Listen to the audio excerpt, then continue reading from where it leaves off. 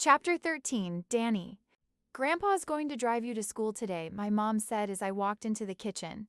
Because I have an interview, remember? Oh yeah, I replied, though I hadn't realized it meant having to ride with Byam. You look nice, I said. That dress screams I would be an exemplary employee. Sure it does, she said, walking over to pull me into a hug. I think it screams I don't know what's cool anymore, but thank you just the same, anytime. You're going to totally wow them. My phone buzzed. Ben Worthington, I'll be at my dad's tonight if you need anything. What? I could not imagine any scenario where I'd be needing Mr. Maserati, but also why would he just send me a random text out of the blue? I supposed it was nice that he was checking in, but his message felt a little too familiar when we were basically strangers. She's the best bullshitter I've ever met, my grandpa said, smiling. At my mom. God, he should smile more. He almost looks nice. Ready to go, kid? His smile disappeared when he looked at me. Of course! Yes, I said, sliding my arms into my winter coat. Yesterday had been pretty uneventful at school, thank God, with or any Alex sightings. His name was impossible to avoid because everyone was talking about the bong picture. I wondered how he was handling it, but I hadn't seen him at all. Unfortunately, I wouldn't be so lucky today because it was a B day, public speaking day. Not only would I be seeing him, but there was a chance I'd be called upon to give a speech to the entire class. Please, God, no. My grandpa turned on a hockey podcast when we got in his truck, which was good because I still hadn't figured out how to talk to him. It seemed like we talked around each other a lot, but never directly to each other. We rode in silence, which was helpful because I started going through my speech in my head over and over again. Miss Sykes had told me I still needed to give the intro speech that everyone else had given at the beginning of the semester, so I was practicing what PD written out, trying to make myself sound somehow interesting but boring, unremarkable but not mockable. But the closer we got to the school while I practiced, the more nervous I got. By the time we pulled into the parking lot, I felt almost dizzy with stress. You okay? I looked over at my grandpa, who I'd kind of forgotten was there, and he was once again watching like he knew what was going on with me. I just nodded, unable to speak.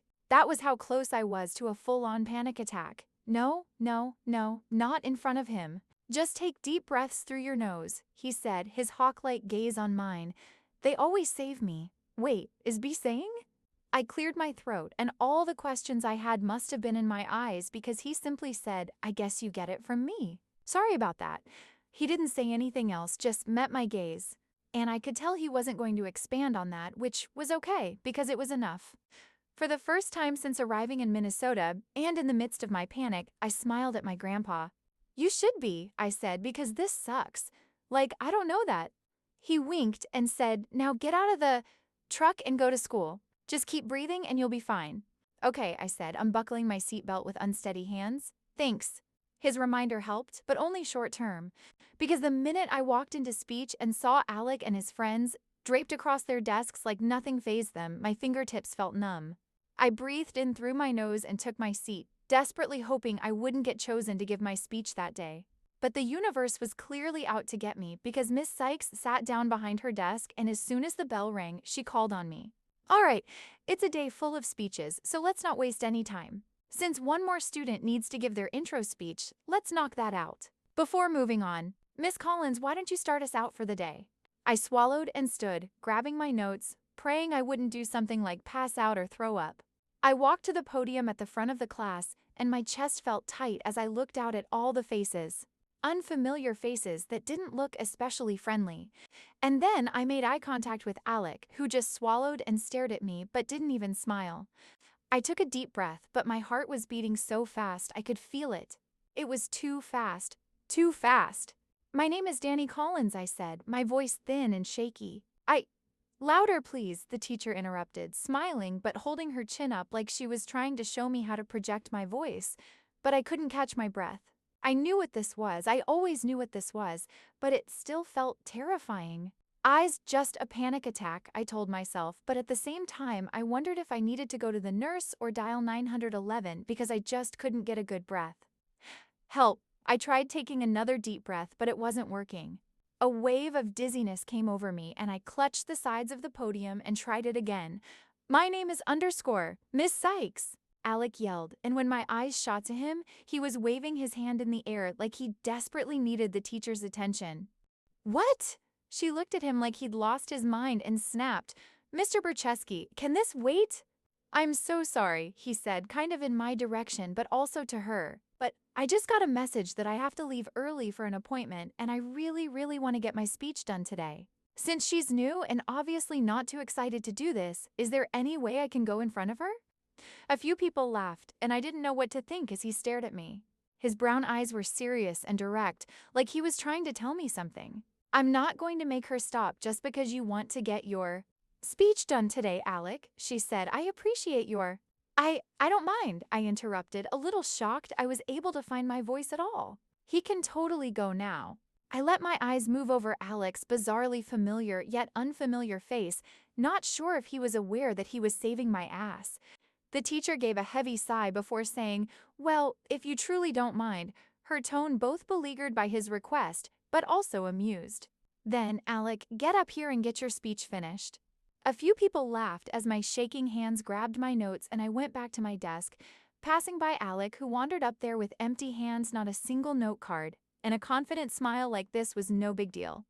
Thank you, Miss Sykes, for letting me do this, he said, to which she gave a closed-mouthed smile and tilted her head. Have you ever wondered what it's like to work in a hardware store? He said, causing snickers around the classroom. It sounds wildly fascinating, I know, but you'd be surprised that a lot of the things that occur inside the walls of your local Ace Hardware are actually not that exciting, even though I knew one was still next. I felt my heart rate slowing down as I took in a deep breath that felt so good through my nose while he casually delivered his speech, which almost didn't feel like a speech at all. I was a little frozen while I listened, because hearing him speak that way, relaxed and self-deprecatingly funny, reminded me so much of my friend Alec, and the little half-smile he wore was exactly the same. I missed him as he spoke, missed being someone he spoke to. I knew he was either a full-time jerk now or at the very least uninterested in rekindling our friendship, which was fine, but as someone who'd never had a lot of friends, I was homesick for the ease I used to feel around him. As soon as he finished the speech, he left, briefly arguing with the teacher because he couldn't seem to produce the pass that proved he was allowed to leave. But he was so good at insisting that she ultimately let him go while smiling. As soon as he was gone, she called on me to give my speech. I still had all the butterflies and my hands were still shaking, but this time I managed to do it. I wasn't sure if it was because I didn't have to look at Alec because he was gone, or if his distraction had been enough to convince my body I'd be fine. Whatever it was, I made it through the speech without passing out or throwing up, which felt like a victory. Until lunch, when I looked up from Invisible Man and saw him entering the library. Damn it. Not only was it Alec, but he had 3 hockey guys with him and Cassie. I quickly looked down at the book that I was rereading in preparation for a P-Lit, pretending I hadn't seen them while I delusionally hoped that they were either in the library for some other reason or were going to ask me a quick question and leave. Can we sit here? Alec asked, pointing to the chairs at my table. Sure, I said, my eyes moving to his friends, who were all looking at me as they pulled out chairs and sat down. I can move to a smaller table if you guys need the big one. No, Cassie said. Alex said it was too noisy in the cafeteria and he wanted to go to the library, so we came too because, well, why did we come again? She grinned at the other 3 guys and I realized she was impossible to dislike. Well, I came because I wanted to ask Danny here about her grandfather, said the enormous wall of a human with the ridiculous hair. I thought I remembered that his name was Vinny. Yeah, okay, that was why I came too, the redhead Ricci. Agreed, grinning in a way that made me think maybe he was okay. I was just following Cassie, Kyle said with a shrug. He was the one who'd been with Alec in the library the other day, and he also had a mullet, though his was normal compared to Vinny's. Just a dark-haired version of the whole business, in the front party, in the back, ugly hairstyle, silly me, Cassie said, smiling at Kyle. I came because I actually agreed that it was noisy in the cafeteria and thought it would be fun to eat my lunch quietly in the library, the only one without an ulterior motive, Alex said. I need to grab a book. Without another word, he walked over to the history section. Was he seriously getting a book? While his friends gave me shy smiles like they were little boys. So what was it like growing up with Mick? Richie asked. Is he always intimidating? Vinny asked, or is he super real when you know him? He has always been a little intimidating, to be honest, I said, surprised that they just wanted to talk about my grandpa. And I didn't really grow up with him. We moved a lot, so I kind of only saw him once a year when I was a kid. I wasn't sure if I should lean into this interest or downplay everything. Having a sort of famous grandfather had never come into play before, so I had no rule book to check for this. So you don't really know him any better than anyone else, that what you're saying? Kyle was looking at Cassie when he said that, but she was listening to me and had no idea that her admirer was staring at her with the real-life equivalent of hard eyes. I mean, I did when I was little, I said. He used to take me fishing and let me drive his boat and stuff. We were pretty close until I hit middle school. Does he talk about hockey all the time? Vinny asked. Tell me he'd sit at Thanksgiving dinner and talk about bashing Guy Gustafson's face in. Can you even fucking imagine? Richie said with a laugh. I busted the shit out of his nose. Hey, pass the stuffing. I glanced at Cassie and she was grinning at me, rolling her eyes at her friends. Actually, he never really talked about it, Guy's face bashing or anything else. It wasn't until recently that I even realized he was more than just, like, someone who played hockey when he was a kid. Are you kidding? Vinny asked. No way, you can't be serious. Totally serious, I said, kind of realizing for the first time how strange that was. Wow, Kyle said, shaking his head. So, Danny, Cassie asked, playfully nudging him out of the way. Did you come up with anything on the extracurriculars? No, because I honestly can't think of anything that will work, I said. I'd spent a lot of time trying to figure something out, clicking through all the teams on the Southview High website, hoping to find some random activity that might be an option, but so far, there was nothing. Cassie filled the guys in on my situation, which made Richie say, Can't she just be another manager? Oh my gosh, Cassie said, her eyes going huge. Why didn't I think of that? Think of what? I asked slowly, very curious what they could be. Talking about, I mean, you've been doing it by yourself since Lily quit, Vinny said. Couldn't Danny just take her place? What? I heard from behind me. Alec came over with a couple of books in his hand and a scowl on his face. He sat down, his eyebrows furrowed like he'd just overheard us saying something obscene. Danny's still trying to find an extracurricular, and these guys thought maybe she could be a co-manager, Cassie said excitedly, and that seems like a really good idea. A co-manager? I asked, suddenly slightly panicked by Alec's reaction. Of what?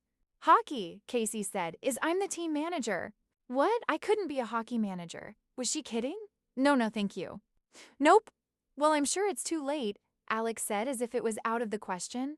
I don't think Coach would be into bringing on someone new that he doesn't even know. It couldn't hurt to ask, though, right? Cassie said with a shrug, looking at him like he had a say in the decision or something. You should totally ask. No, I wanted to shout. You definitely shouldn't ask. Because not only did I know nothing about the sport, but I had zero interest in frequenting a world where Alec was the king. Especially not when he was looking at me as if that was the last thing in the world he wanted.